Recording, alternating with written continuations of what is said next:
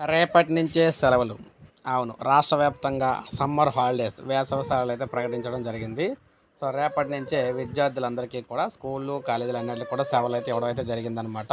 So, ఇప్పుడు మనం చూసుకుంటే ఈ విధంగా రాష్ట్ర వ్యాప్తంగా మనం చూసుకున్నట్లయితే విద్యా సంస్థలకైతే సెలవులైతే ఇవ్వడం జరిగింది. అఫీషియల్‌గా ప్రభుత్వం అయితే రిలీజ్ అయితే చేసిందనమాట న్యూస్ అయితేని.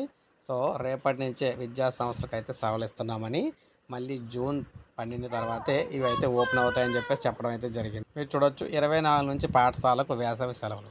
23న పాఠశాలకు ఆఖరి పనిదినం. జూన్ 12వ తేదీన పునఃప్రారంభం. సో, ప్రభుత్వం ఈ నెల 24 తేదీ నుంచి అన్ని పాఠశాలకు వేసవి సెలవులు ప్రకటించింది. ఇప్పటికే 10వ తరగతి పరీక్షలు పూర్తయ్యాయి. ఫలితాలను కూడా ప్రకటించడానికి అధికారులు సిద్ధమవుతున్నారు. ప్రస్తుతం 1 నుంచి 9వ తరగతి వరకు విద్యార్థులకు ఒంటిపూట బడులు కొనసాగుతూ ఉన్నాయి. వారికి కూడా వార్షిక పరీక్షలు ముగింపు దశకు చేరుకోవడంతో ఈ నెల 24 నుంచి వేసవి సెలవులు ఇస్తున్నట్లు విద్యాశాఖ అయితే ప్రకటించిందనమాట. అయితే విద్యా సంవత్సరంలో ప్రతి నెల అంటే ఈ నెల 23వ తేదీన ఆఖరి దినం అయితే అయిందనమాట. అదే రోజు విద్యార్థులకు ప్రోగ్రెస్ కార్డులను కూడా అందించనున్నట్లు తెలుస్తుంది.